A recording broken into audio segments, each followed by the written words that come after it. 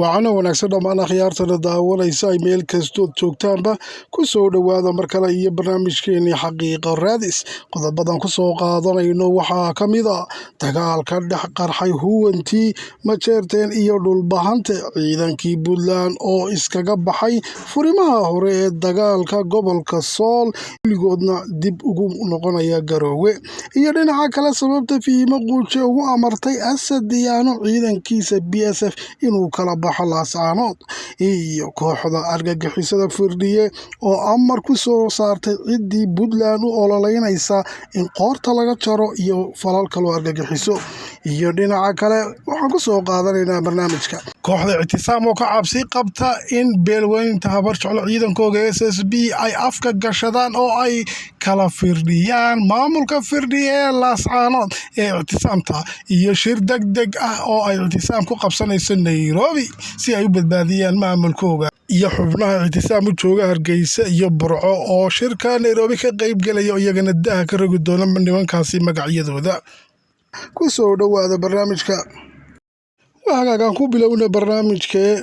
kooxii huwantaha ee isirka daaroodka isku soo baxaystay ayaa haatan waxa ka dhex bilaabmay dagaal xoogan waxaana hadda loo kala jabay markaa weliba gaar ahaan kooxdii moogtay la baxday Hartiga ayaa hadda u dagaal ka dhex bilaabmay oo haatan markaasi is ugaarsanaya waxaa haatan la sheegayaa in ciidanka Puntland ay gebi ahaanba hadda ay soo baneeyeen furimaha hore ee gobolka Sool ee ay markaasi halka awal difaaca ay kaga jireen garab taagnaayeen moogtay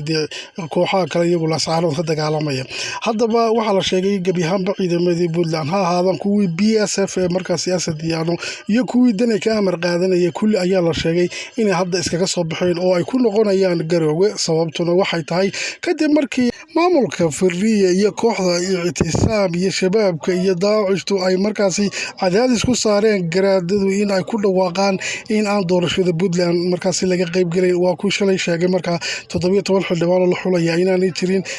saacada laga bilaabana markaa khaatumo markaa in loo shaqeeyo oo lala shaqeeyo ay tahay ciidii Puntland ka qayb gashan ay talaabada ka qaadayaan doorashooyinka Puntland haddaba taasi markii ay dhacday waxa halkaasi markaa ku jabay dhammaan qorshihii ay wadatay Puntland oo ahaa in Laascaanood lagu daro markaasi Puntland oo ay ka mid noqoto dadka u ololeynayay sida weyn haddaba arrinkaasi uga xanaaqay waxaa ka mid ahayd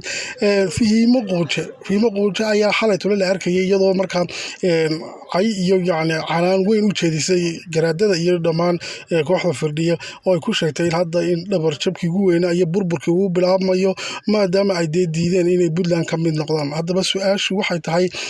Fihimo Quuche maxaa iyada ay damacsan tahay iyayse markaasi taabacsan tahay gabadha Fihimo Quuche oo markaasi caan ku ahayd inay ka mid ahayd markaa qolihii ugu horreeyey ee bilaabay dagaalkan Laascaanood horboodayay ee kicinayay dadka inta badanna markaa xitaa khaatumaysneed sida taageersanayd iminka mar kaliya taa ayuunba dhinacii Puntland u jeesatay waa maxay ujeedadu waxa halkaasi markaa lagu xaqiijiyey in ay ujeedadeeda iyadu markaa dagaalka horinaysay ee ay ujeedada ugu weyn ahayd marta Soomaaliland in laga go'o kadibna Puntland la tago halkaana deedna ay ka noqoto xildhibaan bay doonaysay baa la yidhi oo weliba Asad Diyaano ayay xulafo la ahayd waxaana loo ballan qaaday sidoo kale madaxweyne ku-xigeen ay noqoto iyadana 17 kan xildhibaan oo dhulbaantay gacanta ku dhigto kadibna Asad Diyaano inay u codeeyaan kadibna iyadana markaa ku-xigeen laga dhigo qorshaheedu saas u ahaa baa la yidhi laakiin markii gebi ahaanba la kansal gareeyey in ay garaadada yidhaahdeen wax 17 xildhibaano lama xulayo waxay hadda markaa go'aan ku gaadhay iyaduna in ay gebi ahaanba ka soo horjeesato qoliyaha khaatumaysan aw si kasta ha ahaatee waxaa hadda la sheegayaa in la kala saftay cid kasta oo markaasi taageerta dhinaca iyo Puntland ama u ololeynaysa waxay soo saareen markaa kooxda Firdhiye in qoorta markaasi laga jaro iyagoo ereyo ay ku soo qorayaan baraha bulshada iyo Facebook ee dhulkaasi aad ku arkaysid madaxa loo salaaxaya iyo yacni hala qaboojiyo wax ereyadaasi waa door xul oo yacni haddii toos u yidhahdaan qoorta laga jaray inay argagixisan yihiin baa la ogaanayaa Facebook pagekaasi ama dee media pageka ay leeyihiinna waa la balogaraynaya maanta waa la report garaynaya saa darteed ereyo ay faafinayaan baa jirta hadda oo ah madaxa loo salaaxaya macnaheeduna ay tahay dee qoorta laga jarayaa iyo siira qabow nolosha u dhaafiya waxyaaba noocaasi adeegsanayaan cid kasta waxay leeyihiin markaa Puntland taageerta tallaabooyinka ha laga qaado waana ugaarsi waa bilaabmay ciddii moogtahay xitaa majeerteena joogta laascaanood olala wada amaba de si uun ugu lug leh in markay Puntland loola shaqeeyo way dilayaan sidoo kale waxay dilayaan cid kastoo dhulbaahanta oo taageerta Puntland waxaana haatan sheegayaan falanqeeyaashu in kooxdii argixisada ahayd ay hadda galka seefta kala baxday ee firdhiye ee ictisaam tahayd hadda waxay noqdeen markaasi in ay shaqadoodii rasmiga ahayd toos u bareeraan oo markaa dagaal ay ku dhawaaqaan haddaba dhinaca kale maamulkan firdhiye ee markay ictisaamta hadda haysta laascaanood Somaliland waa kan col kale la dagaalamaya Puntland waa kan imika colaystay wuxuu markaa de laba quwadood oo yacni ka awood weyn dhexdooda ku jirta inuu burburo ayuu qarka u saaran yahay oo labaduba ay ku soo ruqaansadaan labada siyaasadood aad uga da'weyni haddaba si loo badbaadiyo kooxda ictisaam ayaa waxaa la sheegay hadda inay shir degdeg ah ku qabsadeen Nairobi halkaasi ayaa markaasi waxaa ka furmaya madal weyn oo walaayada bay yidhaahdeen ictisaamta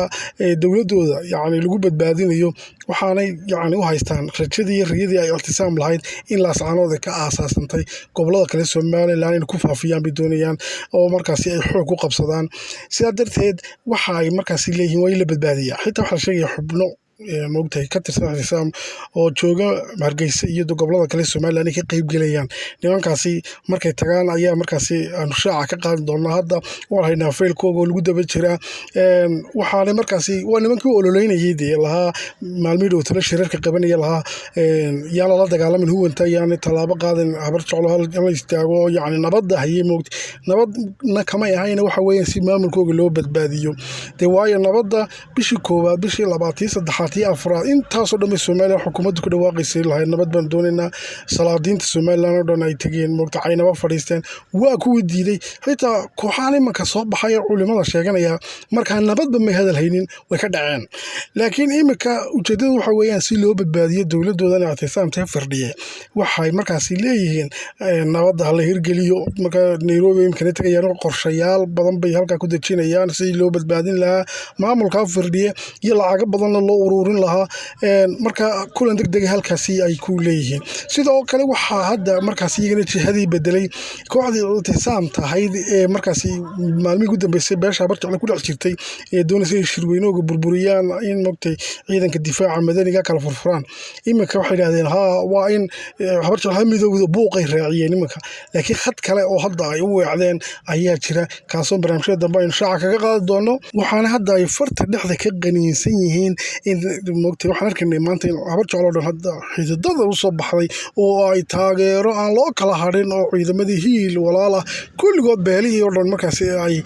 isku shubeen furimaha dagaalka iyagoo wixii tiknikana haysteen ay ka haysteen haddaba halkaa dhabarjab weyn baa ka soo gaadhay oo dhammaan beelahan waa kuwii ay moogtay khilaafka dhex dhigayeen isla beesha habar jeclo ka tirsanaa maadaama habar jeclo ay midowday haddana ay tallaabo qaadayso waxay ku tahay werwer weyn waana sababta waxaa laleeyahay sidoo kale shirkaa degdeg ay qabsanayaan ay ugu talagaleen si ay difaac uga geli lahaayeen ciidamada madaniga SSB habar jeclo markaasi weerarada ku soo qaadi doona huwanta si ay markaa uga sifeeyaan saldhigooga weyn ee buuhoodle iyo moogtay kooxaha kale xarumaha kale ku leeyihiin marka iminka buqdharkeyn ay qabsadeen ay gubeen si looga sifayn lahaa ayay moogtay SSB ku howlan tahay iyaguna sidii loo badbaadin lahaa ee looga hortagi lahaa ciidanka loo kala furfur lahaa loo kala jabin lahaa ay hadda markaa wadaan oo shax cusub bay wadaan waxaa ka mid ah shaxdaasi inkastoo barnaamijyo daban ku faahfaahin lahaa laakiin haddaan sii magacaabo basaasiinbay iyo hadda jirtay markaa ay dirsadeen oo maalmo dhowta waxta active hayadoo khaaquul iyo moogtay buuq ka dhex abuuray kooxda ciidanka madaniga SSB habar jeclo ayay doonayeen inay dowladda isku dhuftaan marka kooxaha noocaasoo moogtahay inay aasaasaan bay doonayaan oo ay hirgeliyaan oo sii xoojiyaan oo lacago badan ay u qoondaynayaan taasaa ka mid a qaar kale iyo istaraatiijiyado kalena barnaamijyada dambe aynu shaaca kaga qaadan doonaa barnaamijka intaas ku dhaya nabadgelyo